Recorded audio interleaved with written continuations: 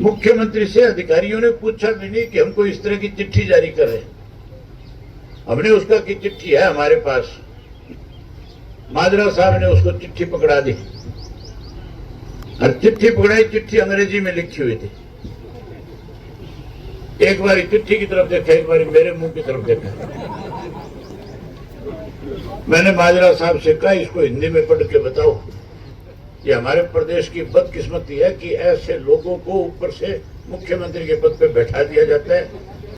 देवीलाल अमर रहे, स्वर्गीय चौधरी ओम प्रकाश चौटाला अमर रहे, स्वर्गीय चौधरी ओम प्रकाश चौटाला अमर रहे। इंडियन नेशनल लोकदल जिंदाबाद, चौधरी अभय सिंह चौटाला जिंदाबाद, चौधरी अभय सिंह चौटाला जिंदाबाद, स्वर्गीय चौधरी ओम प्रकाश रामपाल माजरा जिंदाबाद, हरियाणा के भावी सीएम चौधरी अभय सिंह चौटाला जिंदाबाद, चौधरी अभय सिंह चौटाला जी। किसानों के मसीहा चौधरी देवीलाल अमर रहे, चौधरी देवीलाल अमर रहे, किसान की बुलंद आवाज चौधरी अभय सिंह चौटाला जिंदाबाद।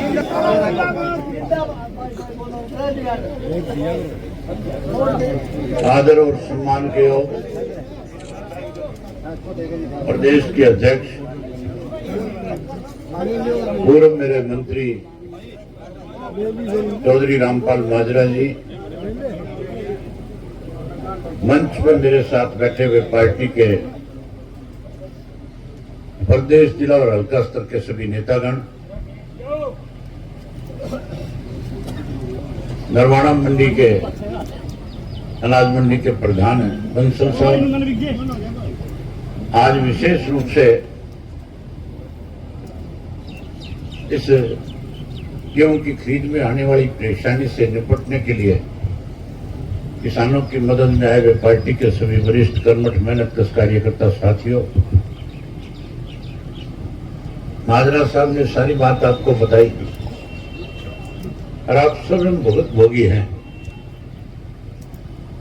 आप देख रहे हैं कि पिछले दिनों में सरकार ने एक ऐसा फैसला लिया था जिसकी वजह से व्यापारी के सामने भी परेशानी आई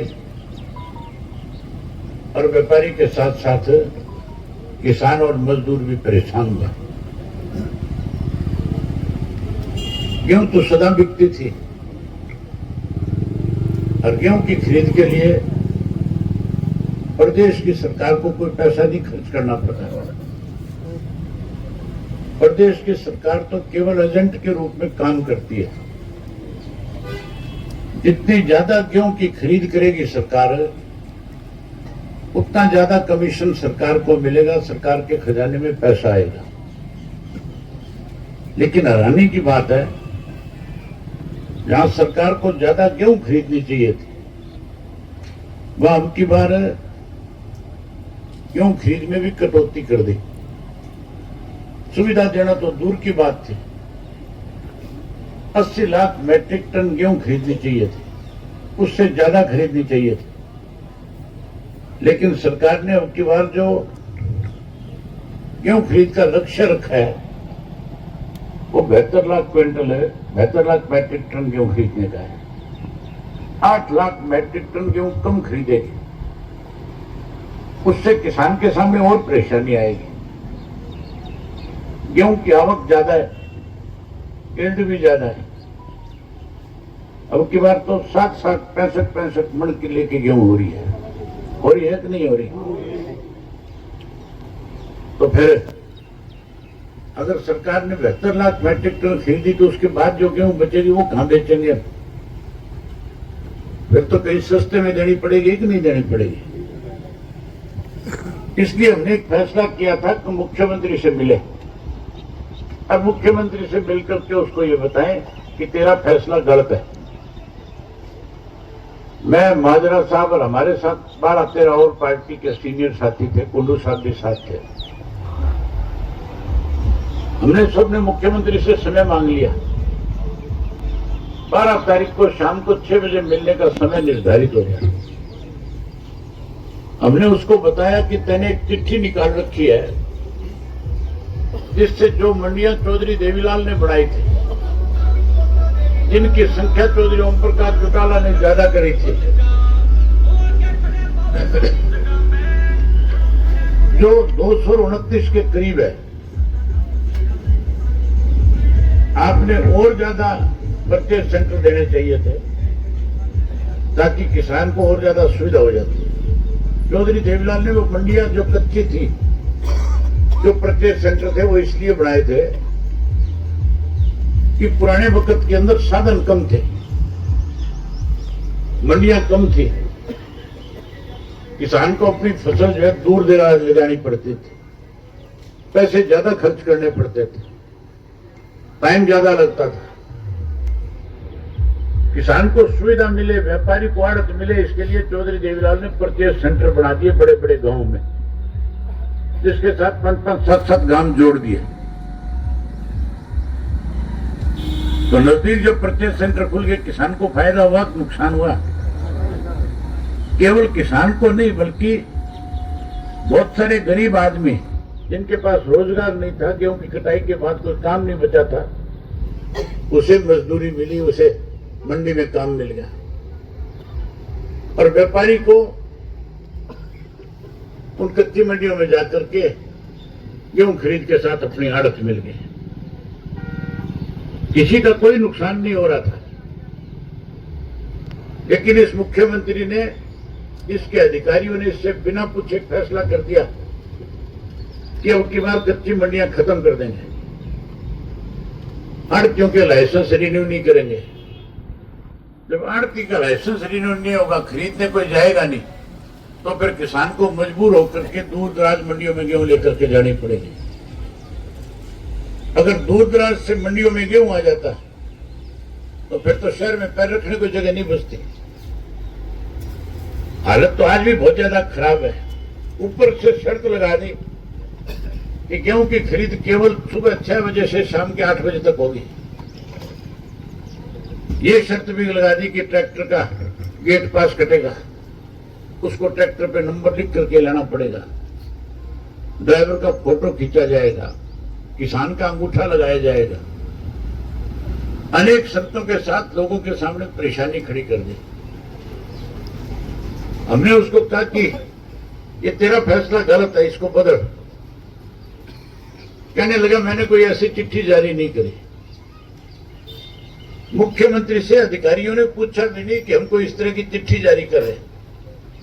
हमने उसका की चिट्ठी है हमारे पास, माजरा साहब ने उसको चिट्ठी पकड़ा दी और चिट्ठी पकड़ाई। चिट्ठी अंग्रेजी में लिखी हुई थी। एक बार चिट्ठी की तरफ देखा, एक बार मेरे मुंह की तरफ देखा।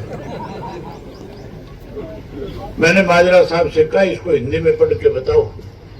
ये हमारे प्रदेश की बदकिस्मती है कि ऐसे लोगों को ऊपर से मुख्यमंत्री के पद पे बैठा दिया जाता है जिनका आम जनता से कोई सरोकार नहीं है, कोई जानता भी नहीं है। जब उसके सामने एक एक बात बताई गई तब कहने लगा मैं अधिकारियों के साथ बातचीत करूंगा, विचार करूंगा। मैंने कहा हम तेरी बात सुनने नहीं आए, हाँ और ना में जवाब लेने आए। ये तेरा फैसला वापस लेगा या इसे लागू करेगा ये बता दे। आखिर हमें उसने आश्वासन दिया कि मैं इसको वापस ले लूंगा। एक और हैरानी की बात बताता हूं। हम अनेक दफा लोगों के पास डेलीगेशन लेकर के गए हैं।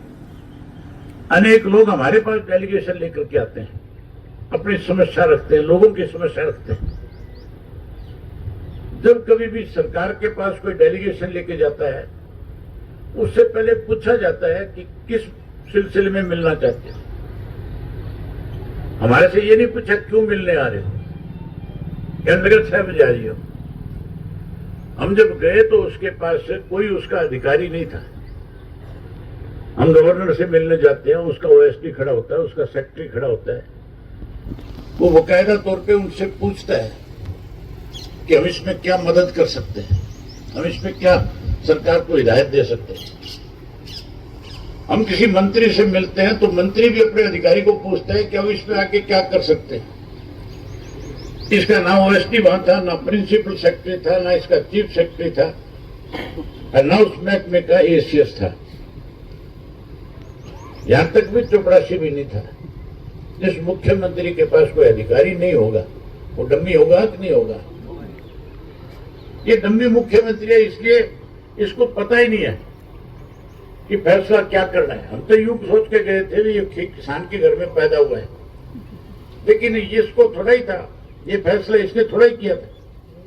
ये फैसला तो उस व्यक्ति ने किया था जिसने कभी जाकर के खेत में देखा है, जिसके पास ट्रैक्टर नहीं है, जिसके पास बैलगाड़ी नहीं है, ऊंट गाड़ी नहीं है, रोटी बूगा नहीं है।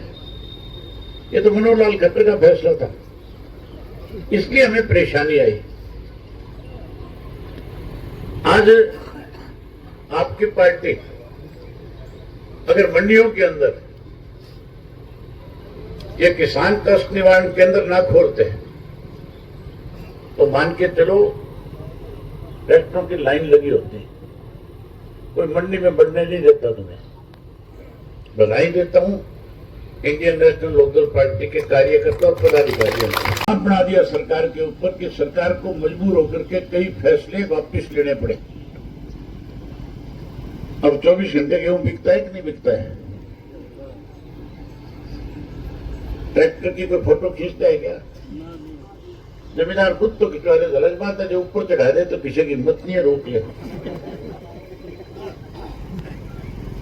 उसके साथ साथ जिन आड़तियों को लाइसेंस रद्द कर रहे थे, केवल इंडियन नेशनल लोकदल पार्टी ने जब कड़ा रुख अपनाया तो फिर व्यापारी का लाइसेंस भी सरकार को रिन्यू करना पड़ा। क्यों भाई प्रधान जी? अदरवाइज रिन्यू हो जाता कि हमारी वजह से है, किसी और की वजह से है।